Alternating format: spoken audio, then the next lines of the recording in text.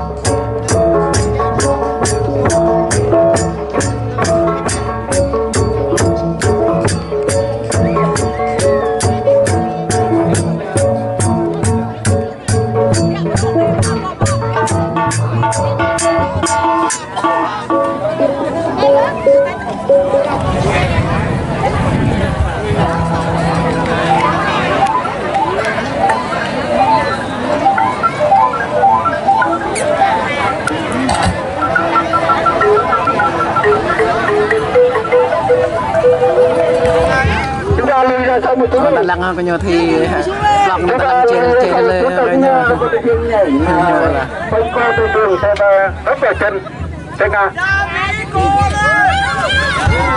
Gia Ly cố lên, Gia ca cố.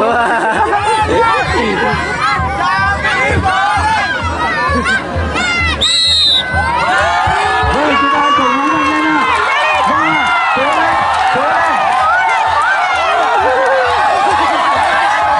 Vâng, như vậy là về nhất.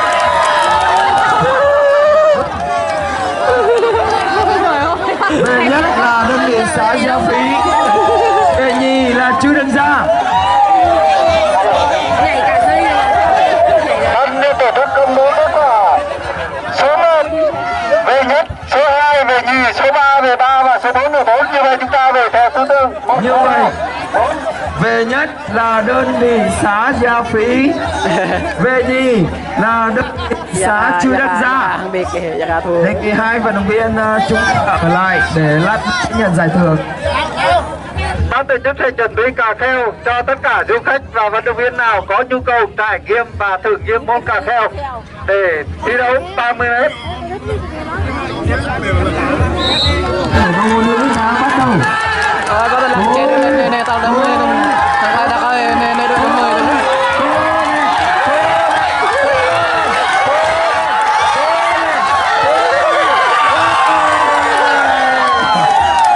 Như vậy Gia Phí về nhất, Gia Ti về nhì. Và sau đây chúng tôi xin trân trọng kính mời đơn vị tài trợ Thái Bia về khu vực thi đấu hai giải nhất của chúng ta sẽ đứng phía bên này. Như vậy là hai giải nhất của đơn vị Gia Phí đây. Ở đây sẽ là hai giải nhì của nam và nữ Chư Đăng Gia, thị trấn Gia Ly. Đây là hai giải nhất. Rồi đây là sản phẩm phần thưởng của đơn vị Thái Bia. Vâng ạ, chúng ta quay cái nhãn hiệu đúng á, bạn nữ rất là thông minh, bạn làm marketing rất là tốt. Cảm ơn. Dạ, gặp anh Thiên đây. Rồi, ok. Sẽ có các bạn nhân viên thị trường của Thái Bia rất xinh gái sẽ đứng cạnh các bạn, thật là tuyệt vời. Vâng, chúng ta trong vào tay chúc mừng đội giải nhất ạ. Vâng, trân trọng cảm ơn các vận động viên, cảm ơn đơn vị Thái Bia. Và đây là phần thưởng của cá nhân anh Theo, trưởng chi nhánh của Thái Bia tại Gia Lai. Chia đôi hả anh Theo ơi? Nghe có vẻ căng căng. Không sao, chúng ta lát nữa giao lưu. Ok. Rồi, ok. Cảm ơn. Đơn vị Chư Đăng Gia có lẽ là sẽ đứng chụp ảnh với này chị trấn Gia Ly một bức. Sau này bạn nam có thể ga lăng hơn là nhường hết cho bạn nữ. Mình cảm ơn.